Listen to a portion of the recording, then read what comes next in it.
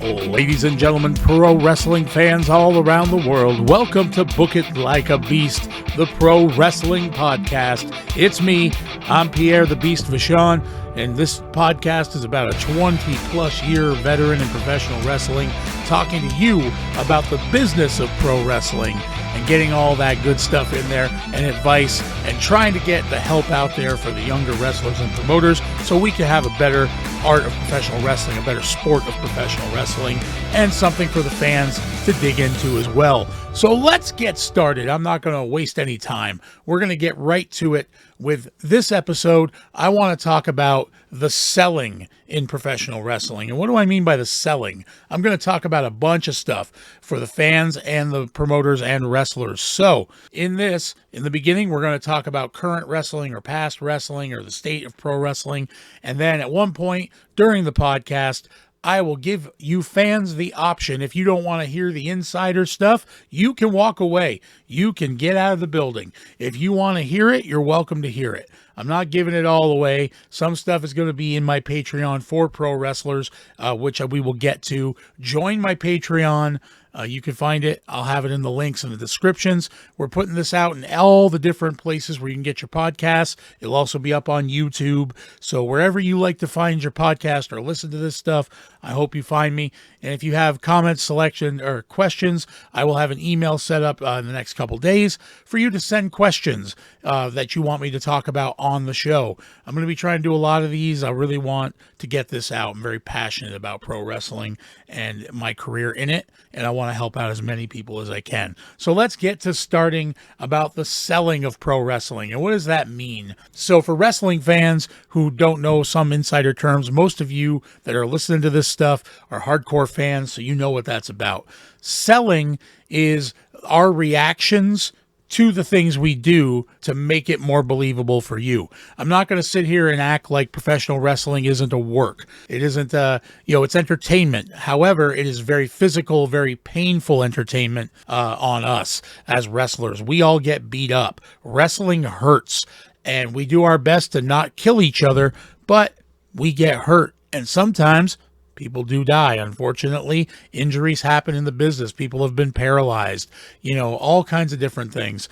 And sometimes wrestlers don't like each other, and they'll get in the ring and they'll protect each other, not to kill each other, but they will hurt each other. They will get what we call, they will shoot, which means they're going to shoot wrestle. Or they get stiff, which means they're really punching. They're not pulling punches as much. But it all hurts. Now, with that, all professional wrestling hurts, but we try to protect ourselves as best we can to put on the best show possible. But we have to, when you step in, you have to have that moment of suspension of disbelief. You have to see that these things are happening, and you have to buy into it. And you have to believe it's real, or believe it's real enough that you can actually get behind it.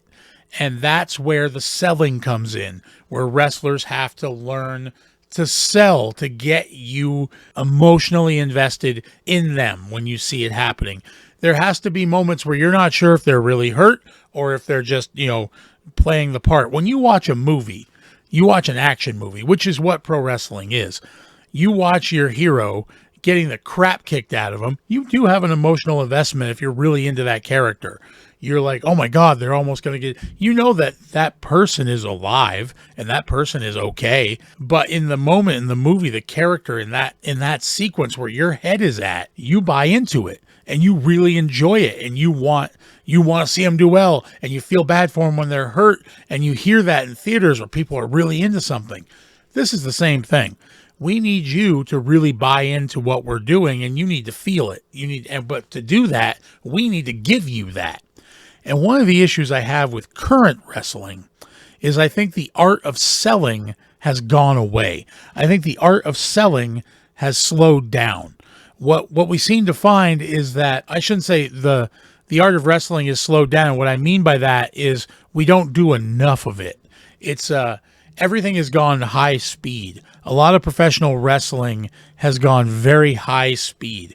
Everybody's moving fast. Everybody's doing as much as they can and trying to do as many moves as they can to get the crowd to pop, to yell, to be excited. The problem is you can only go so far with that before you end up plateauing where you can't top the crazy shit you're doing to get a crowd into it.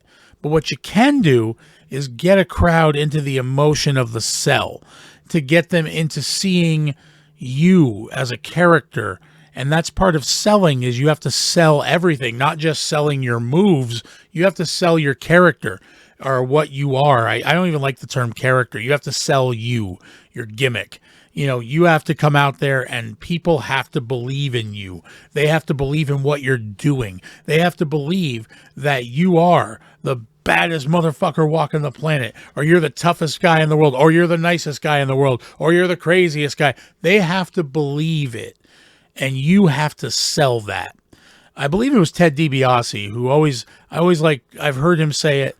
If you can't describe your character and you can't sell it in a sentence, how the hell do you think that people are going to be able to understand what you are in those split seconds that they get you in the ring and when you're starting and you're working and you're wrestling? So you have to be able to sell everything about you to a crowd very quickly. So that part is very fast. You have to get people connected to you. And one of the ways you can get people connected to you is how you sell the moves.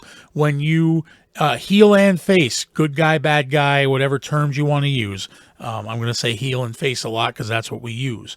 But, like, for instance, if you're a babyface and you're getting the crap beat out of you, if you're not selling that those moves hurt and you're not selling that you're beat down, it's going to get boring for the fans because they are going to watch you just pop up and always be okay. Then why are they invested in you? They're not. They don't care. You need monsters and you need, people to buy into it, but you also have to show weakness. So selling moves shows weakness, and that weakness makes you stronger to the fans. Like if fans watch, and if all you do is go, if you're Ultimate Warrior style, which Ultimate Warrior was a flash in the pan for like 6-year-olds. They thought he was cool.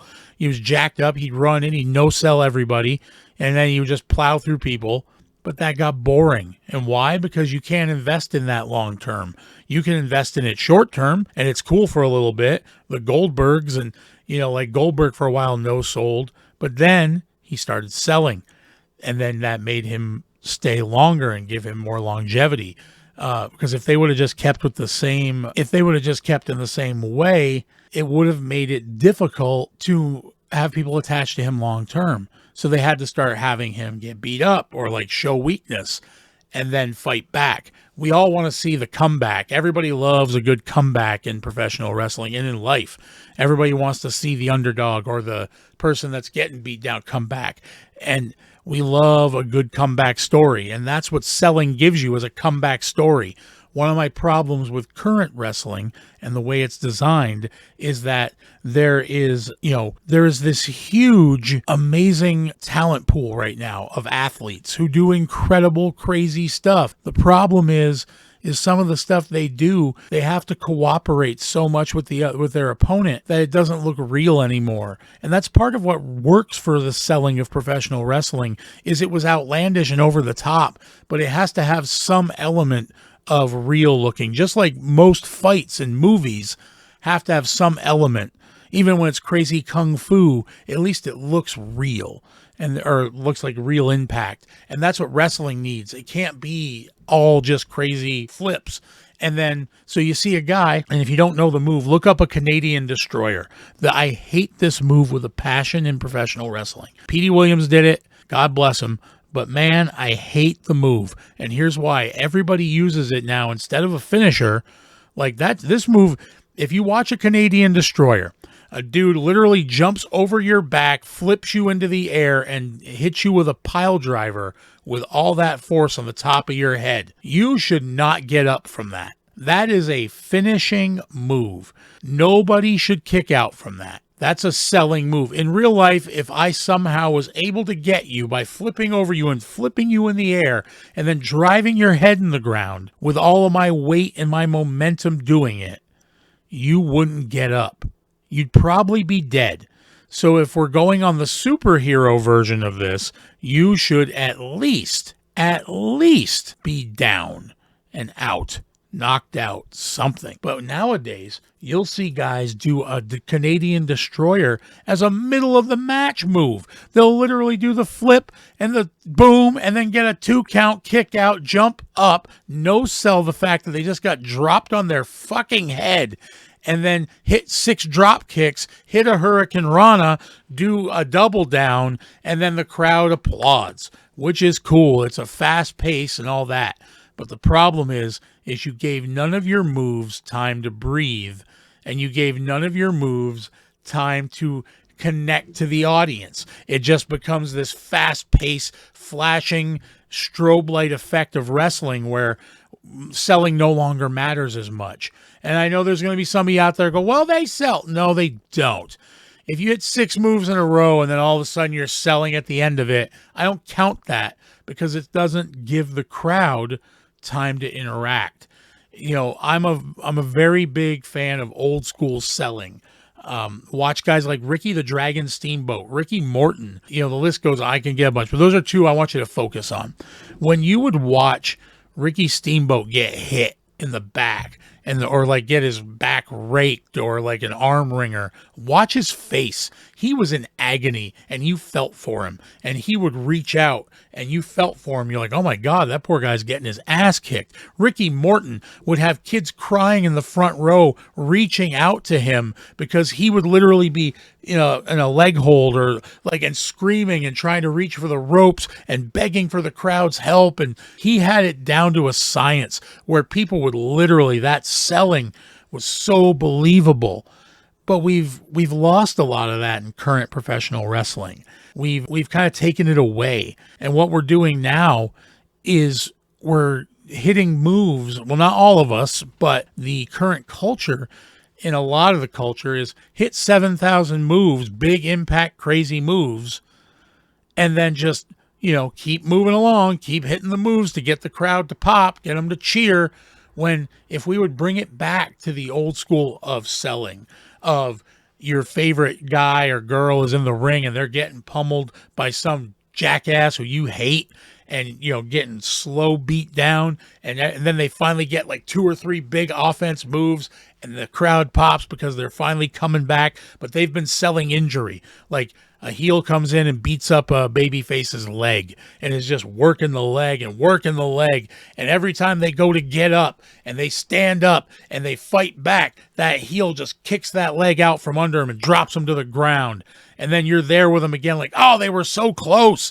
But now that leg is showing weakness. And every time they go to hit a big move, boom, that leg gives out. And you don't know how they're going to do it. And then finally at the end, when it looks like the heel has it all figured out and they're going to finish this match and that's it, they're going to kill your hero. He does a quick roll up or a grab, or they miss something and he pulls off the last ditch move that knocks his opponent out, and that's it. And he wins and everybody cheers. Or the baby face is about to build up, that they got that wounded leg, but they don't care. They know that they're going to hit their big finish off the top rope, and then a manager or the ref gets distracted, or the heel hits that rope and breaks that leg off and knocks it down, and then they get him in an opportunity and roll him up and pin him.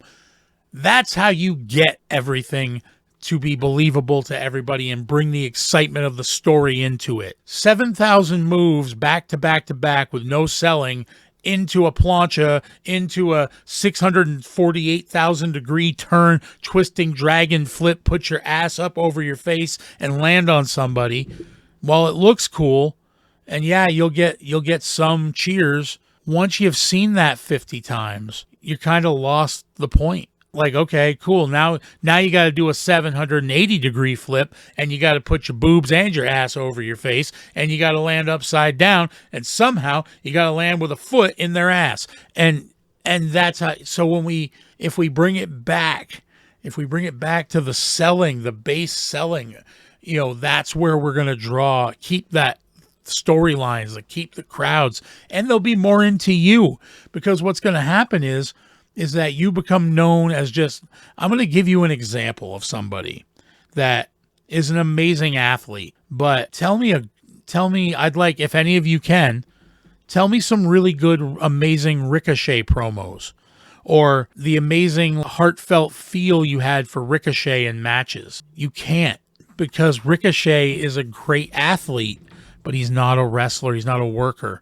He can do a bunch of really cool moves. But my problem is that those type of guys who do that wild stuff don't always sell because they have to move at such a fast pace to keep it moving. And then what happens is it waters down the character.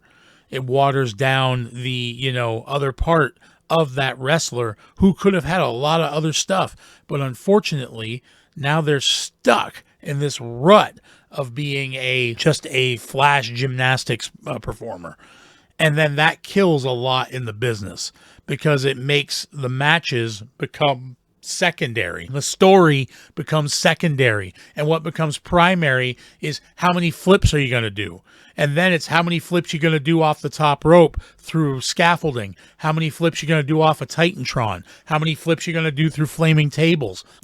How many chains of moves are you going to hit? 60 in a row. Lucha Libre is its own style, and they're very spot heavy, and they do a lot of crazy like chain spots of moves and stuff like that. However, they do sell too. They've found a little bit more of it, but we have in America, we do have a problem, and a lot of it is what they call indie wrestling style.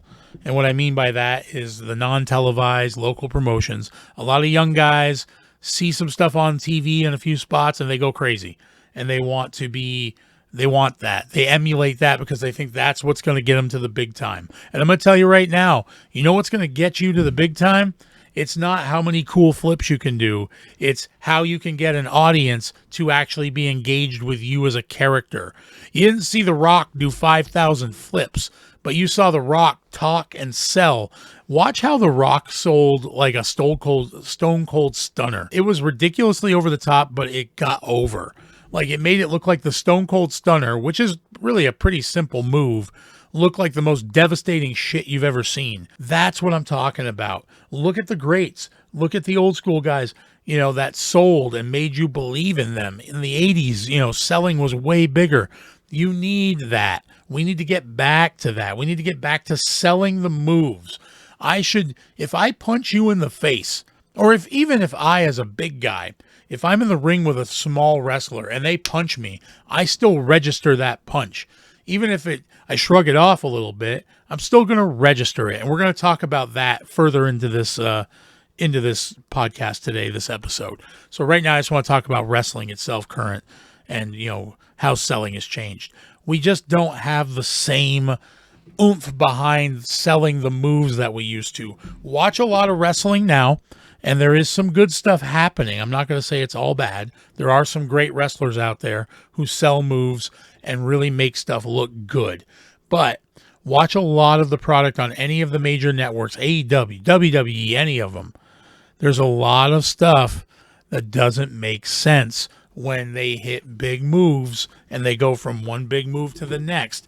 I'm not saying I want to see wrestling go back to chin locks and all that kind of stuff. Like, just we're going to do 45 headlocks for the whole match. I'm not even saying that. You have to know you need to sell everything and make it seem like everything is having an impact. Even if it's minor, there needs to be some. Because I see guys who will get hit with 5, 6, 7 drop kicks, a Hurricane Rana, and all this, and just pop up after every one. And I get you're trying to make fast-paced action, but there's ways to do fast-paced action and sell everything while you're doing it. And that's the trick. You need to sell every little piece of what you're working on. The sell is the most important thing. We're selling professional wrestling to you. Professional wrestling is a thing, but we have to sell it to you. We have to get you to be so connected to it that you don't want to walk away from it. You want to see more, and you want to see different characters. If you all get out there and you do the same 30 moves together and nobody's selling anything differently, a great example of selling differently is also creating a character that makes different noises, sells differently in the ring when you do your own moves, not just what you take, but how you give. Mark Briscoe, The Briscoe brothers, amazing the way he sells in the ring. Just the noises he makes while he's wrestling and just makes wild noises and sells himself as kind of a crazy out there dude. It is so viable, and you watch it and you're like, yeah, and then it makes you more into a simple punch. Juice Robinson. I was blown away. I didn't know anything about Juice Robinson until he made it to AEW, to be honest with you. I don't watch a lot of Japanese current stuff. And Juice Robinson, watching him, he sells in such a unique way. How he presents his moves, how he takes his bumps. It's so unique, and it's fascinating to watch him. And he's got a crazy look in his eye, and when he's punching and he's striking, he's making noises, and he's saying stuff. And that's what you need to do to stand out. You're not going to stand out anymore just because you know how to hit a bunch of moves. Any trained monkey can learn to hit moves, but it's your character of what you create and sell to the crowd that is what's going to make you a star or make you profitable in the business of pro wrestling. And wrestling is for the fans, but remember, it is a business. Professional wrestling is designed so that everybody makes money. If you're doing it right, you're the carnival, you're the circus. The circus doesn't go in and do shit for free. Neither do we all. We're trying to make money. We have a big tent. Pro wrestling is a giant tent. We want to get all of you in the tent, and we want you all to spend your money and be entertained and feel like you got your dollar's worth. If everybody hits 500 moves, and you can have some of those matches, spot monkey matches, to help pop parts of the crowd, but we need to get away from that being the norm. We need to get away from that. We need to start having even those types of wrestlers that do that style sell more. If you hit me with a friggin' Hurricane Rana and I take a flip and I land on my back, I am not popping up immediately. I'm taking a second. I'm not saying you got to be down for 5 minutes and do counts, but Jesus, take a second. Put your hand on your back. Sell your body. Like, that's a big thing. So at this point, I'm going to say to wrestling fans, if you do not want to hear insider stuff, because I'm going to get a little more inside here for this second half of this episode, my episodes will vary. They're not all going to be an hour. Some will be less, some will be more. Depends what I'm feeling. So right now, I'm going to cut over to talk more about the specific stuff in professional wrestling and the selling of professional wrestling. So if you want to hear that, I hope you stay around. If you don't want to hear it, I hope you come back next week or my next episode and listen to the beginning. But if you stick through, please send me questions. I'll have an email in the next episode or two. I've just been waiting for it to verify. So let me get started right now. Shut off your radios. God, I date myself on this fucking thing every time. Turn off whatever listening device you use if you don't want to hear some inside stuff. And I'll give you a second to do that.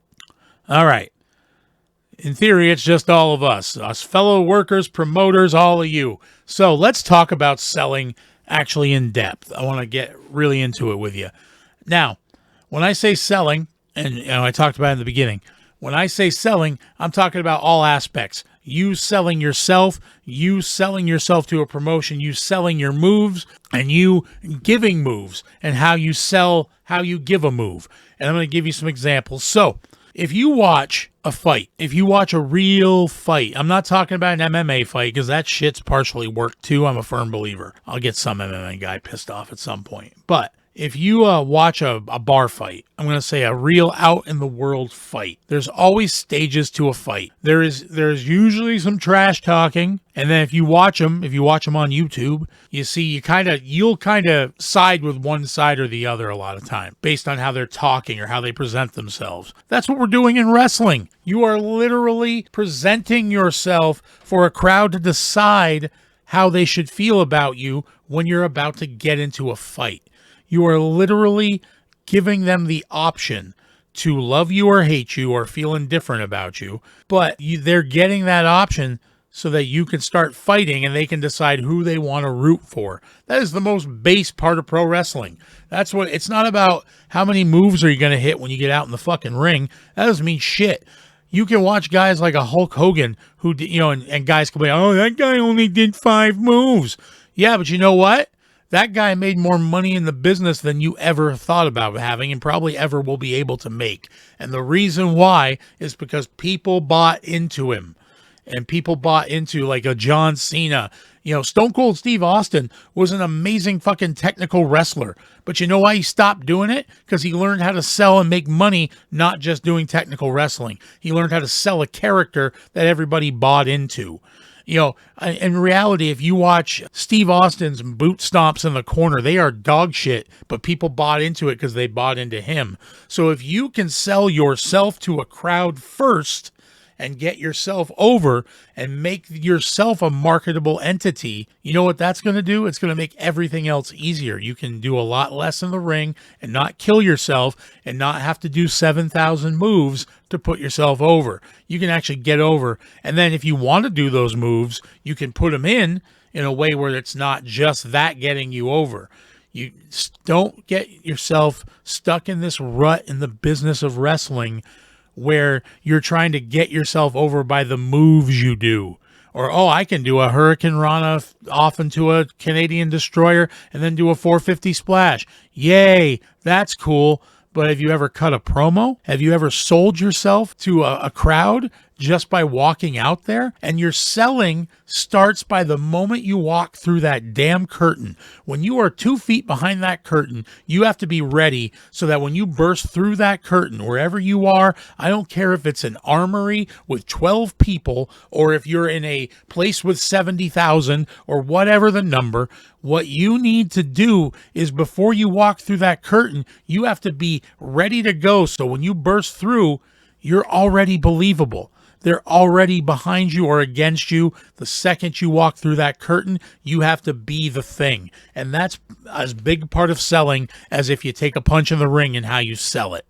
You have to be ready at any point to put that on and be there and sell to them and stay in that for the entire match.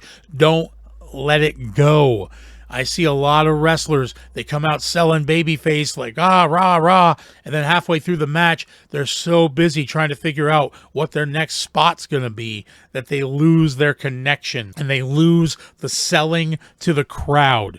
It is the number one thing I watch in indie matches. I watch a lot of indie wrestling, and I've been on shows for 20 years, 20 plus years, whatever. I can tell you it's one of the biggest things that is the biggest problem is that people do not sell from but right before that bell entrance to the end of the bell until they've walked back through that curtain. People lose it because they get so caught up in being in the ring and figuring out all these elaborate spots they've set up and all that shit that they've lost their character or lost their gimmick. And that is important. You have to keep it through the entire start to finish. And that's the first part of selling, is selling your gimmick. Like I said, Ted DiBiase said, if you can't describe your character in a sentence, how the hell are you going to get that conveyed quickly and efficiently to a crowd when you walk in front of them? If people can't figure it out, then you're just going to wallow and no one's going to know. And don't tell me you need promos to get over. You don't. You need to understand how to do them, and you should do them eventually. But you should be able to, just by selling your character, by the facial expressions, stuff like that, should get that crowd to know what you are, what you stand for. If you're that big baby face, you come out House of Fire, you're excited, you're interacting with the fans, that's your big hot baby face. If you're selling as a heel, you come out and don't give a shit about these people. You have a look on your face like you're just there to kill, like you're just there to destroy whatever you're walking in front of, or you are just dismissive of everyone around you because you're so good. But if you're not selling that when you walk out that door, walk out that front, then you ain't doing shit. And in reality, what's going to happen is you're just going to fall flat. And then you're going to blame all the other shit around you before you look at yourself. I've been there. I've done stupid gimmicks. I've done, the bad selling. I've done all that shit. We've all done it. Every wrestler does. But you got to remember to look at it. And you have to be okay with understanding that maybe you're not putting enough in. You're not pushing yourself enough. You're not putting enough of that behind it. In professional wrestling, if you think you're not doing enough, you should do more, because it's easier to get pulled back than it is to try to push forward. So if you're over the top in wrestling, a lot of times the crazier you are, or the bigger you make things, the more it sells to the crowd. It's live theater. It's not a movie. It's not where you're doing little facial expressions. Stuff has to be big, sell to everybody. When you're a heel and you throw a big punch or a haymaker, you lay it in there, you throw a shot, you got to have a look on your face that lets everyone know that you meant it and you're smug about it. Or this is what I do. And when you're a baby face and you're coming back, you have to look beaten down. You have to look like you've been beaten down, but you're fighting back and that struggle is in your face and you're not giving up. And you have to show that. You have to sell that. When you hit a big move and you're making your comeback from being beaten down, you got to go quick, hit them hard. And heels, take your time with your bump. Like they get up, fire up, boom, take that bump, sell up to them. Take another hard hit, boom, sell down.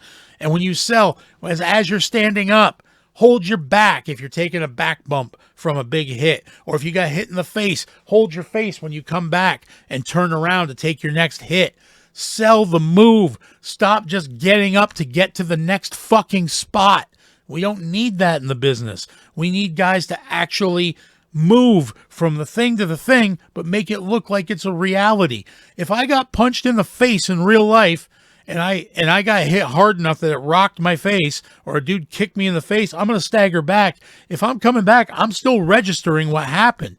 You have to register for the people what just happened to you in the ring. And when you do 17 drop kicks in a row and all that, you're not registering and you can register even quickly. Even if you take a drop kick, hold your back or the side of your face and turn around into the next one. Oh God. And then you're getting up and trying to, get your wits about you. But if you just take a drop kick, take a back bump, feet up for another one, boom, feet up for another one, boom, feet up for a Hurricane Rana, and then get up to your feet and cut them off. What was that? Why are we doing that? We're better than that. Professional wrestling is such an amazing, sport and art, and you could do so much cool shit with it. You're cutting your own foot off. You're making it harder for yourself. You're making it so that you have to break your body to make a crowd enjoy what you do. And if we bring it back to that selling, to that, that real base of just put the moves out there and register them. If I take a body slam, if you're the baby face and you take a body slam, okay, someone picks you up, drives you into the mat on your back. You arch your back up and sell and hold your back and roll to your side, trying to get up and reach for the ropes and have that look of anguish on your face like you just got a hot poker up your ass, and there's a fan in the front row who, if they say the right words, can get that poker to fall out. You need the crowd to buy into what you're doing. And so every move has a sell. Everything has a sell. If you get punched in the face, snap your head back with register like, oh God, that hurt, and then fight back. I'm not saying you have to do big dramatic sells for every move, but you got to show that it hurt. Show that the thing hurt. I watched someone online, a new wrestler training, and they had this idea, and I didn't get into it with them. I gave them a little bit of advice, and they kind of snapped back, and a lot of young people do that, and that's okay. That's something too. Veterans are going to give you advice. Young people in the business, you don't always have to listen. Usually I'd say, thank you for the input. I appreciate it. Don't really have to argue. I think young people in the business, and we all did it though. Let's be fair. Veterans in the business who bitch about, the young people don't listen. We all were the same. It's part of how the business is. And I'd like to see it change a little bit where younger people hear the veterans, listen, don't always have to agree, but at least you hear it. And the older guys, we stop bitching about how the young people don't listen. But so this young wrestler I saw on Instagram, they're doing this spot. And the spot was they went down for a back body, or they went down to do a back body drop, and the person kicked them in the chest. And then they flipped backwards and hit them with a front drop kick right off of that kick. And my issue with it is that the kick to the chest they took wasn't sold. It was literally like hit the chest, they jumped up and drop kicked him in the chest. And this is in training, and they're like, well, they wrote back, well, I'm in training, so we don't really do the whole move. We're just making sure that I could kick them in the chest. And what I had written to them was, my advice to you is don't make it look like you avoided the kick and you hit the drop kick as a counter, because you're no-selling a kick to your sternum. And if a person kicks you in the sternum, you're not going to have the wherewithal to suddenly flip your body backwards, jump up in the air, and front drop kick them. While it looks cool, it's not realistic. Even in like a Matrix, like if they get kicked, they sell and do a big move after.